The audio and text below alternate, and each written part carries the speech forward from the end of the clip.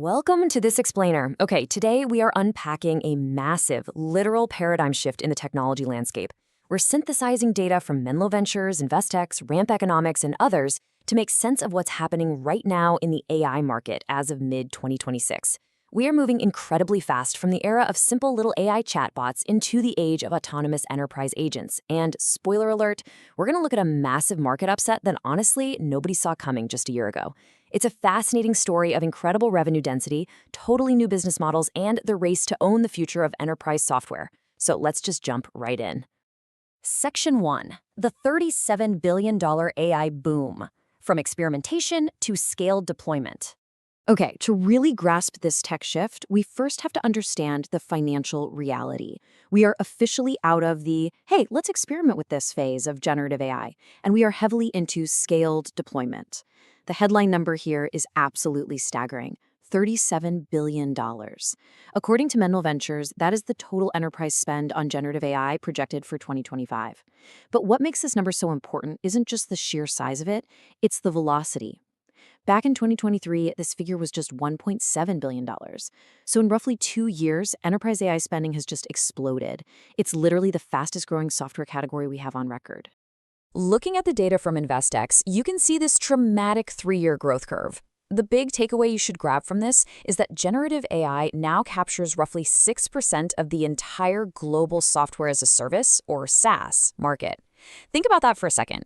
This isn't just companies playing around with cool new tech anymore. This is a massive reallocation of corporate budgets away from traditional software and straight into artificial intelligence infrastructure and tools.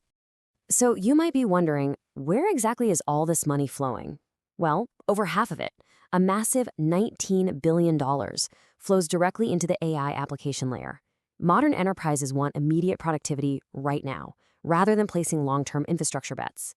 If we break that spend down, we see horizontal AI at $8.4 billion for general copilots, departmental AI at $7.3 billion for specific roles like sales, and vertical AI at $3.5 billion for industry-specific solutions like healthcare and legal.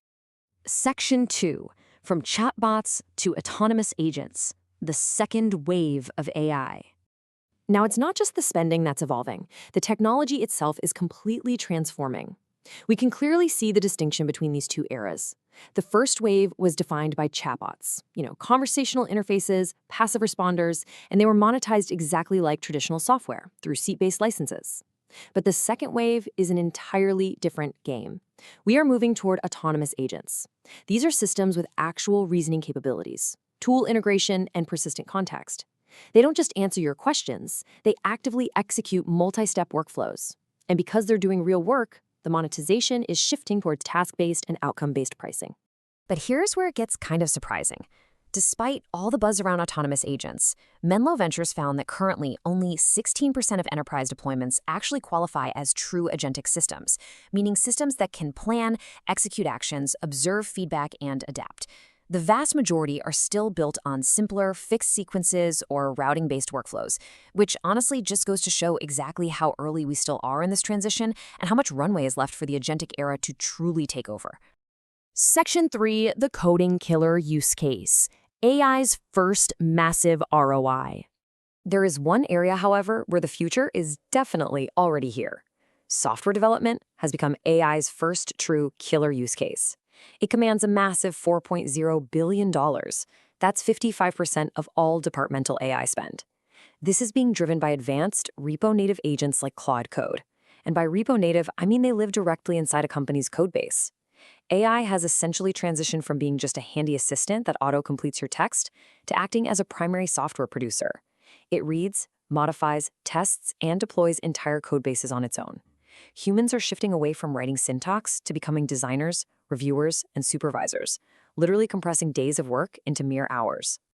And in this incredibly lucrative coding market, one player has absolutely pulled away from the pack. Anthropic now commands a staggering 54% of the coding market share, driven in large part by the massive popularity and performance of Claude Code. Compare that to OpenAI at 21% and Google at 11%. Anthropic's dominance in this high-value, highly technical space sets the stage for a dramatic shift in the broader market hierarchy. Section 4. Anthropic overtakes OpenAI, the run rate race. Which brings us to the most surprising market upset of early 2026. Just look at this compressed timeline of Anthropic's explosive revenue growth. At the start of 2025, they were sitting at roughly a $1 billion revenue run rate. By August, that hit $5 billion. By February 2026, it was $14 billion. And then in April 2026, Anthropic announced a jaw-dropping run rate of over $30 billion.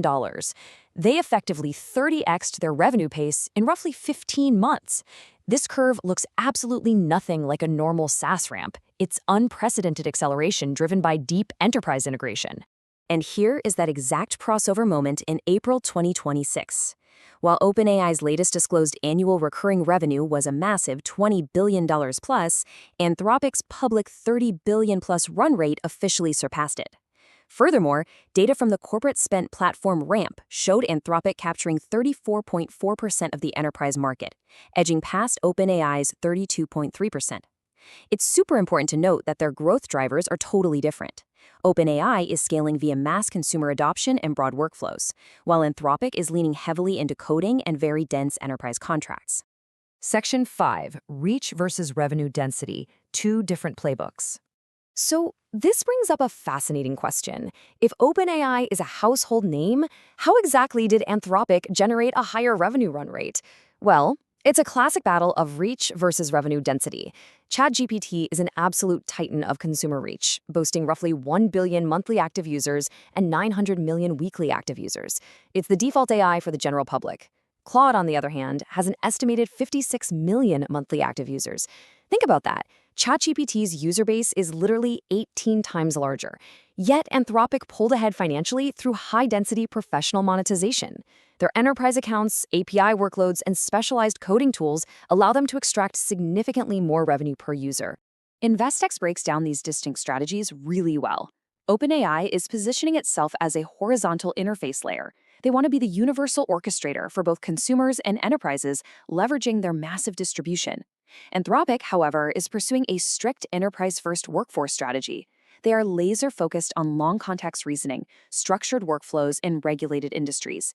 They aren't trying to win the consumer search battle, they are trying to become the digital workforce for the world's largest companies. And this strategic divide is creating a genuine cultural shift within the tech community. I absolutely love this quote from the Ramp Economics Lab.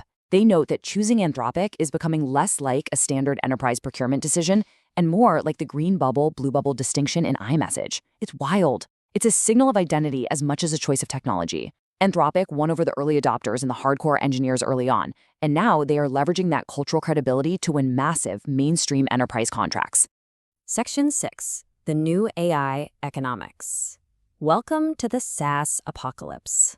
So, what does this all mean for the rest of the software world? Well, as AI models become capable of acting as digital workers, we are entering a phase some investors are bluntly calling the SaaS apocalypse. The entire economic model of software is fundamentally shifting. We're moving away from traditional seat-based subscriptions because agents don't need seats. Pricing is shifting to throughput, tasks, and measurable outcomes. AI platforms are now acting as a meta SaaS layer. They sit on top of your existing software, orchestrating workflows across your CRM, your ERP, and your internal databases. And because early adopters are reporting that AI agents can compress complex tasks from days into hours, we're already starting to see a material reduction in demand for legacy SaaS vendors. And this leaves us with a really provocative thought to wrap up our explainer today. We've seen how insanely fast spending is scaling, how chatbots are evolving into true autonomous agents, and how Anthropic has leveraged high-density enterprise workflows to challenge OpenAI's dominance. But as AI continues to eat traditional software and act as the central brain of the modern enterprise, the ultimate question remains, which of these tech giants will own that central orchestration layer by 2030? The race has truly just begun. Thank you so much for joining me to explore this fascinating data, and I really hope you walk away with a clearer picture of where the AI market is actually heading.